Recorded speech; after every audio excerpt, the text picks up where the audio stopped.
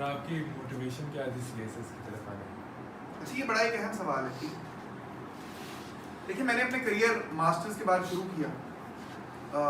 Masters कर ही रहा था जब मैंने I got my job in motorway police. ये कहानी है 2001 की।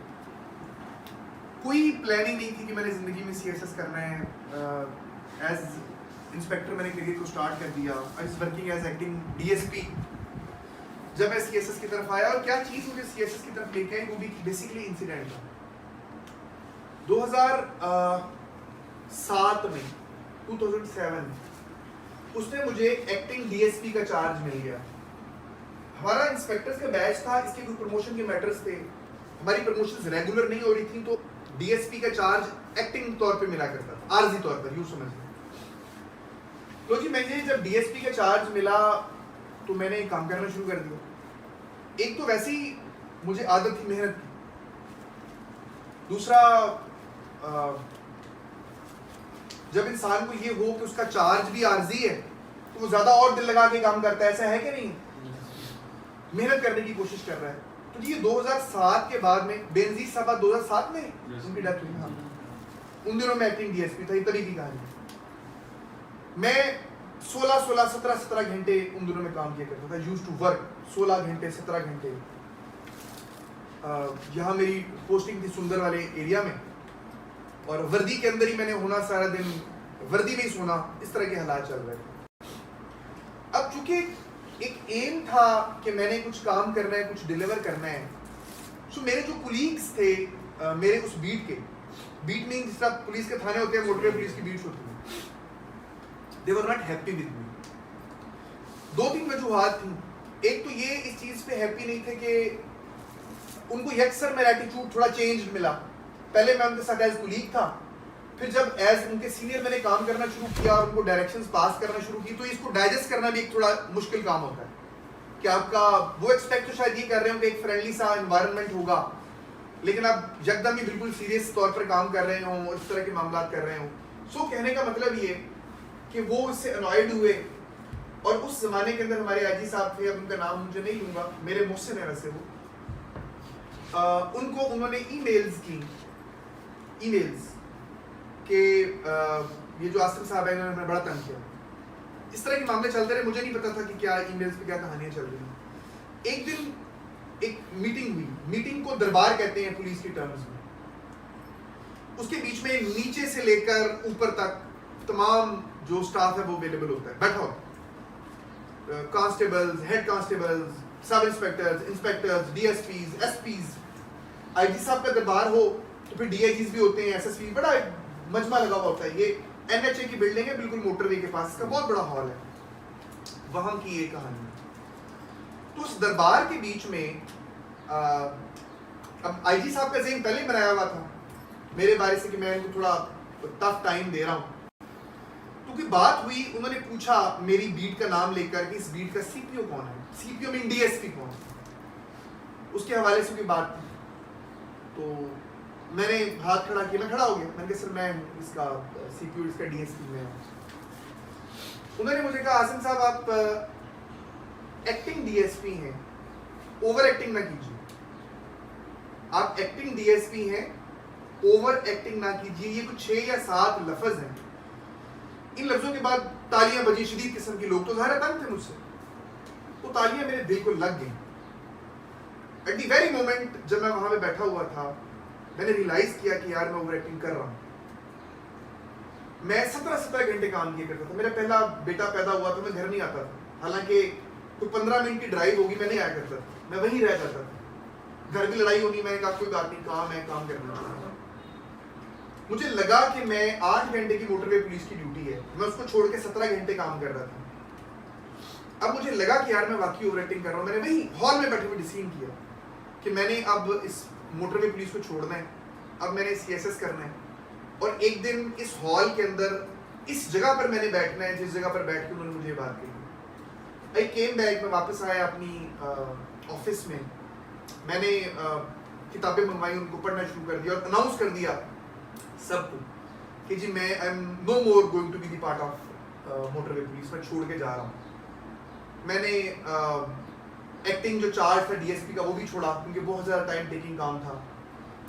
मैंने जो एक्स्ट्रा टाइम मैं अपने काम को देता था 8 घंटे के बाद, मैंने उसको अपनी पढ़ाई को देना शुरू किया। मेरी पोस्टिंग हो गई उससे अगली बीट के बीच में, मतलब मुझे लाहौर से कोई 70-80 किलोमीटर 100 किलोमीटर जाना पड़ता था ड्यूटी तक पहुंचने के लिए। अब ये आम कोई बंदा समझे तो उसके लिए ये भी रुकावट है कि 8 घंटे की ड्यूटी है, 1.5 घंटा जाने में 1.5 घंटा आने में, बस पे बैठ के जाना होता था, पेट्रोल तो उसको तो अफोर्ड नहीं करते थे, ना सरकारी गाड़ी होती थी जो घर से लेके जाए लेके आए, ना ड्राइवर होता था। तो मैंने बस के ऊपर बैठ के जाना, तो जाते हुए मैंने अपने साथ पूरा बस्ता भरा होता था किताबों का, क्योंकि मेरी पहली और आखिरी अटेम्प्ट थी। पहली वैसे कि उससे पहले सीएसएस कभी लिया नहीं था, आखिरी इस तरह की एज वाइज आखिरी थी। सो मैंने जाते हुए प्रेस ही करनी, बसों के आगे वो टॉपा से बना होता है देखे, कभी सीट नहीं भी मिले तो उसके ऊपर मैं बैठ जाया करता। और वापस आते हुए मैंने वो करनी पैराग्राफ, शॉर्ट पैराग्राफ, उस जमाने में शॉर्ट पैराग्राफ भी आया करते रेगुलरली, जो 1-1.5 घंटा जाते हुए यूज करना, 1-1.5 घंटा आते हुए यूज करना, घर आके भी पढ़ना। फिर ड्यूटी पे जो 5 मिनट मिलने, 7 मिनट मिलने, 10 मिनट मिलने, मैंने जहां मिलना टाइम मैंने उसको किताब को बैठ कर उसको पढ़ना शुरू कर दिया। इस पूरे पीरियड के बीच में जो मेरा पूरा फेज है, जिस तरह आज आपको गाइडलाइन अवेलेबल है, मुझे नहीं थी अवेलेबल, कतई नहीं थी, पता ही नहीं था, इतना इंटरनेट भी नहीं हुआ करता था उस जमाने में। बहरहाल शादियों पे भी पढ़ा, दोस्तों यारों की बातें भी सुनी कि आसिम साहब मगरूर हो गए हैं, हमसे बात ही नहीं करते, ज्यादा बैठ के लगे रहते हैं, पता नहीं क्या करते रहते हैं। लेकिन एक पूरा इस फेज को मैंने गुजारा, इस फेज को गुजारा। अच्छा, फिर इसमें जो अहम बात है जो बताने वाली है वो नहीं आईजी साहब की।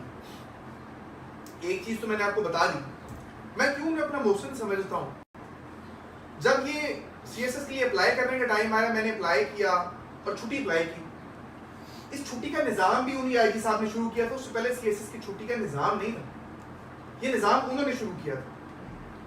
तो उन्होंने मुझे, मैंने जब अप्लाई किया तो उन्होंने मुझे कॉल की, ऑर्डर रूम्स को कहते हैं, कि वो बुलाते हैं, पूछते हैं कि जी हाँ आप क्यों करना चाहते हैं सीएसएस, वो जज करते हैं कि बच्चा सीरियस भी है कि नहीं, या भी छुट्टी ले रहा है। लो जी, उन्होंने मुझे बुलाया और मुझे बुला के कहते हैं कि आप का ये आखिरी चांस बनता है सीएसएस का, पहले आपने सीएसएस में कभी गया नहीं, तो अब क्यों सीएसएस की तरफ आ गए। मैं उनके सामने खड़ा हुआ था, वो बैठे हुए थे सारे आईजी साहब को। मैंने उन्हें कहा कि सर मैंने नहीं था ना सीएसएस की तरफ, आपने फलां टाइम के ऊपर ये मुझे बात कही थी तो मैंने सीएसएस का फैसला किया, उसी टाइम पे मैंने इसलिए इसकी तैयारी की और आज मैं आपसे छुट्टी लेने के लिए आया। और वो बंदा कोई कम ज़र्फ आदमी होता तो मतलब मुझे पूरी तरह रगड़ने की कोशिश करता, और उनकी एक आला ज़र्फी है कि उन्होंने मुझे बिठाया, चाय मंगवाई, साथ में केक पेस्ट्री खिलाई और मैक्सिमम जितनी छुट्टी हो सकती थी वो छुट्टी दी। He facilitated me to the maximum extent. Allah ताला ने ज़िंदगी में वो मेरे मोहसिन में शामिल है, उनकी इस बात की वजह से भी मुझे मोटिवेशन मिली, फिर उन्होंने मुझे फिजिकली सपोर्ट भी किया। सो ये पूरे का पूरा एक फेज था, जिस फेज के अंदर मैं सीएसएस की तरफ आया। और हर एक चीज़ की, जिस तरह मैं आपको बता रहा हूँ, एक कॉस्ट है। मैंने नहाते हुए भी पढ़ा है, मैंने बड़ा एक एनालाइज किया कि मैं गर्मियों में तो 3 से 4 दफ़ा मैं नहाता हूँ, ये टाइम मेरा बड़ा ज़ाया जाता है, 10-10 मिनट करके 40 मिनट लगते हैं, ये ज़ाया हो रहा है। तो मैंने बाकायदा चार्ट बनाए, और वो चार्ट मैंने उर्दू आप की थी, उसमें अल्लामा इकबाल के दूसरे शायर हैं, उनके शेर जो हैं उस चार्ट पर लिखा, और वो चार्ट मैंने हैंग किए अपने वॉशरूम में, फिक्स कर दी, चिपका दी।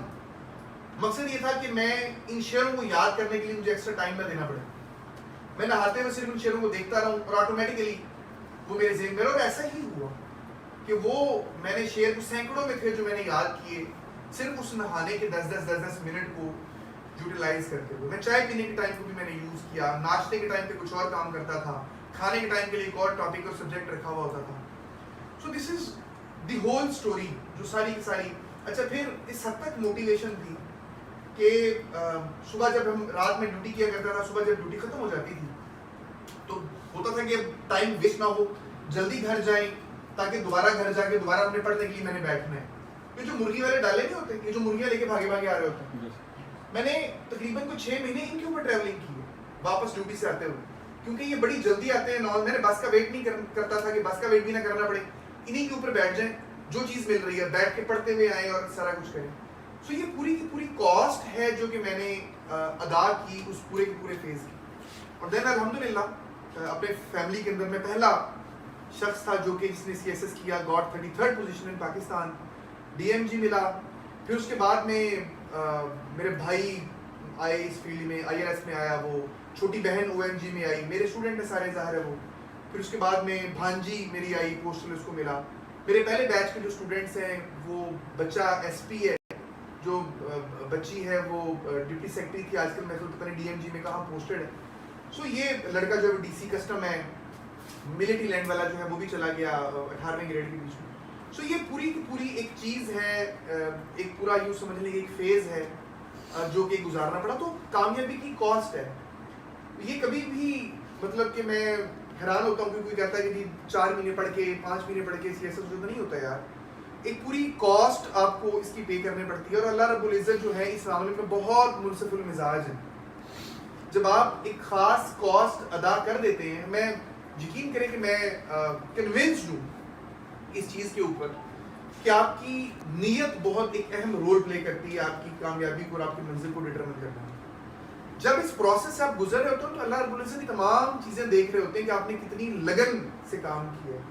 And ultimately you get it, ultimately आपको ये चीज़ें मिल जाती हैं। सो मेरी बिल्कुल आप लोगों के लिए एक ये है कि अगर तो आपने CSS का फैसला किया हुआ है तो बिल्कुल एक इसको एक सीरियस टास्क समझ कर करें, जो इसकी एक जो कॉस्ट है, जो ये डिज़र्व करता है। पाकिस्तान का सबसे बड़ा इम्तिहान है, जो ये डिज़र्व करता है कि इसके लिए वो कॉस्ट पे की जाए, उसको ज़रूर पे करें। अगर आप नहीं करेंगे तो ये नहीं होने वाला। This is all. Thank you.